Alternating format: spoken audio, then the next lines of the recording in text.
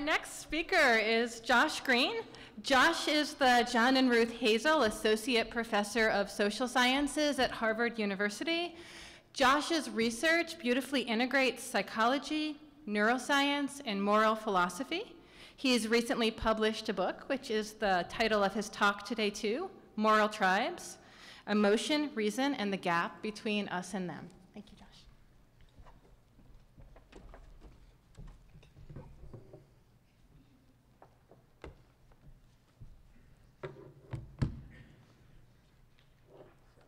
Do we have a switcher upper? Yeah.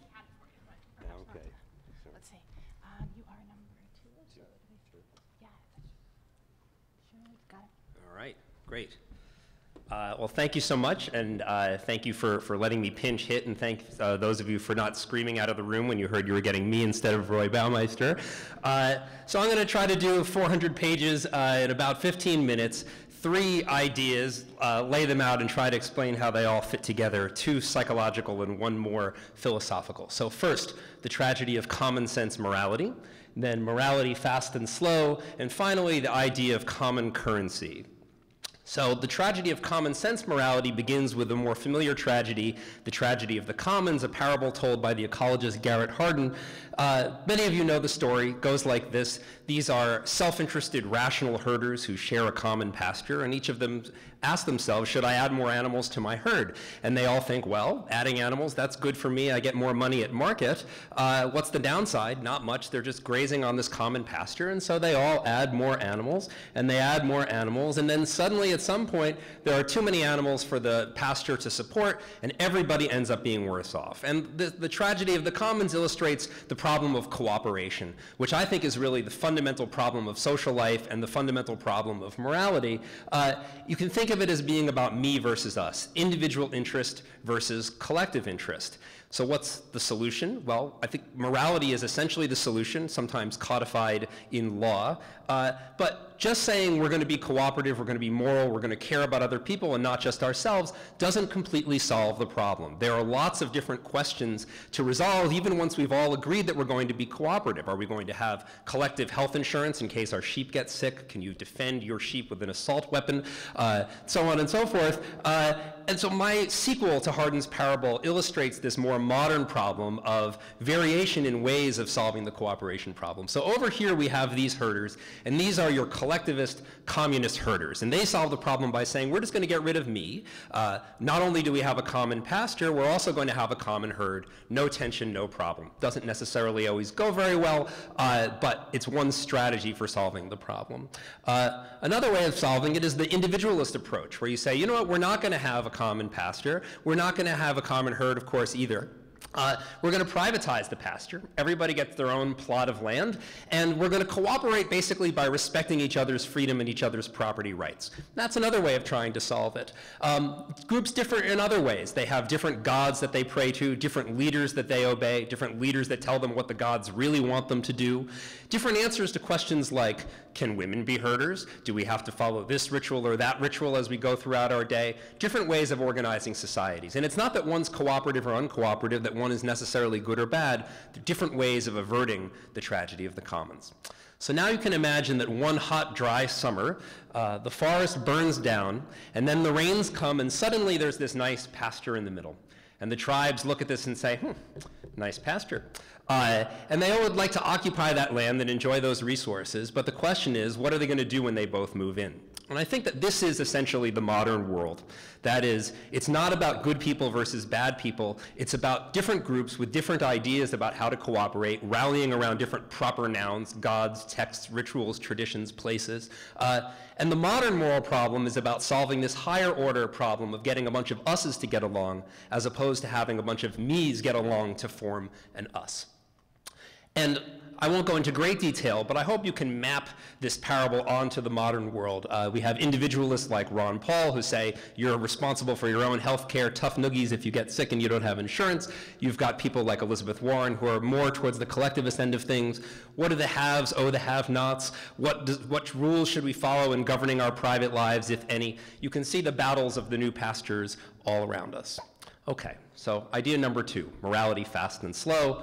surely the fast and slow part is familiar, and you have at least some sense now of what I have in mind when I talk about morality. My preferred metaphor for fast and slow distinction is this camera. So it's got these nice automatic settings, your point and shoot landscape mode or portrait mode, and then you've also got your manual mode. Now, why would a camera have both of these things?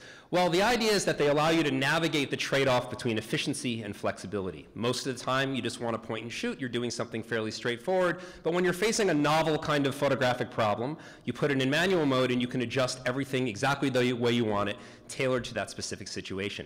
And I think this is a nice way to think about intuition versus reason, or emotion versus reason, automatic versus controlled when it comes to decision making. It's not that one is better than the other, they're good at different things. So now apply this fast and slow framework to the original moral problem, the problem of cooperation. This is work done with David Rand and Martin Novak using the laboratory version of the Tragedy of the Commons, the public goods game. So for those of you who don't know, it goes like this. Everyone gets $10. Let's say there are 4 people. You can keep all of your money, or you can put it into a common pool. Whatever goes into the pool gets doubled by the experimenters and then divided equally among everyone who's there. So the me-ish thing to do is to keep your money, because you get your money plus a share of whatever other people put into the pool and then subsequently got doubled by the experimenters. The us-ish thing to do is to put all of your money in, because that maximizes the total amount that gets doubled and increases the amount for us on the whole. And what we wanted to know is, what's making people do the cooperative thing? What's making people do the uncooperative thing? Is it a gut reaction that makes people cooperative and then they think, oh no, I don't want to get screwed? Or do they think, well, it's a gut reaction that's making people selfish, and then they think, no, really upon reflection I should be nice and cooperative? Or maybe there's no fast and slow phenomenon here to be found. So to take the simplest way of getting at this is just looking at people's decision times. And what we found is that the faster people decide, the more likely they were to put money in, the more likely they were to cooperate, suggesting that it's a kind of gut reaction, automatic, that's making people be pro-social, at least in this context. Put people under time pressure, consistent with this, cooperation goes up. You put people in a situation where they have to think extra long, and cooperation goes down. Now, you might think this means, oh, so this means cooperativeness is hardwired or something like that. And that's really not true even in these data. If you look at people who say, I don't trust the people who I interact with in daily life, they don't show this fast and slow effect. And if you look at people who have a lot of laboratory experience with these kinds of economic games, where basically you lose money a lot if you're cooperative, then they also don't show this effect. And this is an important methodological point as well. We discovered that if you run these studies on MTurk, where people are getting incredibly experienced with these kinds of games, the effect over a 2-year period has basically gone away. And it's not just that it worked once and then it never worked again. It's steadily going down over time. But you can bring it back if you look at just the subjects who say that they're naive, they've never done this before, and you reframe it as a different kind of task where you're taking money away, extracting resources, rather than contributing to a common pool. Okay, so the basic idea, though, is that at least in some people, some of the time, you have a gut reaction that says to be cooperative, and if anything, thinking about it a bit more makes people less cooperative.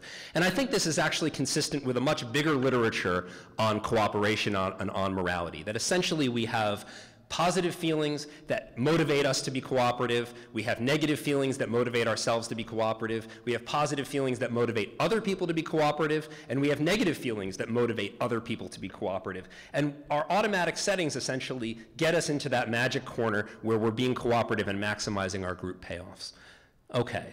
Now, what about the more complicated problem, the problem of us versus them? What I want to know is, what psychology should we have and what should our philosophy be? Now, suppose you're driving along and there's a guy who's bleeding by the side of the road and he says, please take me to the hospital, I'm going to lose my leg if I don't get there. But he's going to bleed all over your nice new leather seats. How many of you think it would be monstrous to let him die by the side of the road or lose his leg because you're worried about your seats? Okay, a lot of hands going up. How many of you think it's monstrous to spend money on things like leather seats that you don't really need but that are nice to have, instead of giving it to people who desperately need your money on the other side of the world? Right? Seems like a big difference. Well, this is an old philosophical thought experiment. I wanted to make this into a real, somewhat more controlled experiment. In our version, you're vacationing in this lovely poor country where there's a terrible typhoon along the coast. You have your little cottage up in the mountains.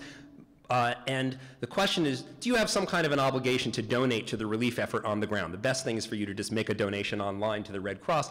In this sample, about 68% of people said, yes, you should make a donation. if you give people a different version where your friend is there instead of you, and they're showing you what's going on, you know everything your friend knows, and you can help just as much by donating online, now about half as many people say you need to help. And from, I think, a manual mode perspective, this doesn't make a lot of sense, but it makes sense from a biological perspective. We didn't evolve to be cooperative with strangers on the other side of the world. We evolved to be cooperative with people who we imagine being here and now right in front of us. A different experiment about helping. So you're driving this rescue boat, you're going to save this person who's drowning, and you get a message that says, wait, there are these other 5 people over here, or 10 people, or 11 people, you could save them instead. And you want to know, okay, well, how many is it? And you also want to know, what are the odds of saving them? Maybe this other boat will get there before you, and you'll have let that one person die in vain.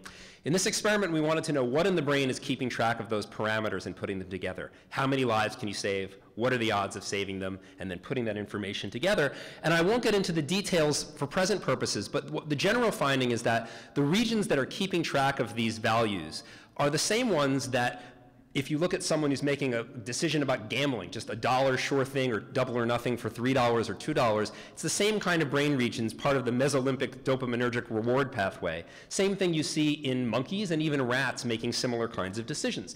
And I think this, even though this wasn't the main point of the paper, this is in some sense my primary interest. An interesting thing about people's judgments in this domain is that as you're saving more and more lives, you get this diminishing returns where, you know, the first life you save, that's worth a lot, and then a little bit more. And by the time you get to the 100th life, it's like, okay, it's enough is enough. It's the value has leveled off. Now, why would that be? Well, this famous quote probably doesn't come from Joseph Stalin, but I think it illustrates the phenomenon very well. Well, if we're using our ancient mammalian reward circuitry to make these decisions, then it makes a kind of sense. If you're a rat, you don't have a fridge. You're not going to share your food necessarily with other rats. You run out of value pretty quickly when it comes to the goods in your life. And to put it in the crudest possible terms, what it seems like is we're using our rat brains to think about things like saving the lives of strangers, and we're getting morally full, at least in our imaginations, when we're deciding whether or not we should be saving the 100th person as well as the first person. Okay, so these are ways in which I think our gut reactions, our intuitive ways about thinking about modern problems, modern moral problems, may lead us astray. So what's the solution? And this is where this final idea of common currency comes in. So if our automatic settings are what enable us to solve the original tragedy, the tragedy of the commons, of getting a bunch of me's to function like an us, what do we need to solve the modern tragedy, the tragedy of us's and them's with different moral ideals, different terms of cooperation? I think that's going to have to be a manual mode phenomenon. And you can think of it as a kind of meta-morality. That is, something that adjudicates among competing tribal moralities in the same way that a tribal morality adjudicates among the competing interests of distinct individuals. So what does this look like? And now I'm going to compress the second half of my book into one slide. I think this is one of my favorite examples of moral reasoning in manual mode. So this is Jeremy Bentham giving what is possibly the first explicit defense of what we now call gay rights. And he says, "I have been tormenting myself for years to find, if possible, a sufficient ground for treating gays with the severity with which they are treated at this time of day by all European nations," that is, treated with death. "But upon the principle of utility, I can find none." And you may not get this immediately, but this is very much a dual process phenomenon. What he's basically saying is, yeah, I have these gut reactions too that everyone around me shares, or at least a lot of people do, but does this really make sense? And here's what his manual mode is doing. He talks about the principle of utility. What that really is an answer to two questions. Who really matters? And his answer is everybody equally. What really matters, and this is the most controversial bit, happiness. That is, a quality of experience, happiness minus suffering. Now, this is controversial, but it's certainly a manual mode, general first principles approach to morality, and it's what enabled him to question the gut reactions of his day. And by putting those gut reactions aside and shifting into manual mode, I think Bentham, at least in my opinion, was able to leap 2 centuries ahead in moral time. That is, dealing with the kind of problem that we didn't necessarily evolve to solve, but that we can solve with more flexible moral thinking. So to put this all together in a psychological prescription, I know as scientists we're not supposed to be prescriptive, just descriptive, but rest assured I am a professional philosopher and all of my value judgments are 100% guaranteed.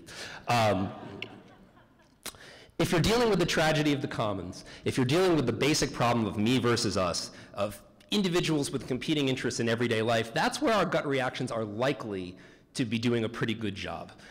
That's where I think we're most likely to be able to trust our instincts, not always. But when you're dealing with the tragedy of common sense morality, when it's not about selfishness versus morality or group interests, but when it's about this group's values versus that group's values, it's our automatic settings, it's our gut reactions that have us at each other's throats. And so you can't rely on your gut reactions to solve that kind of problem.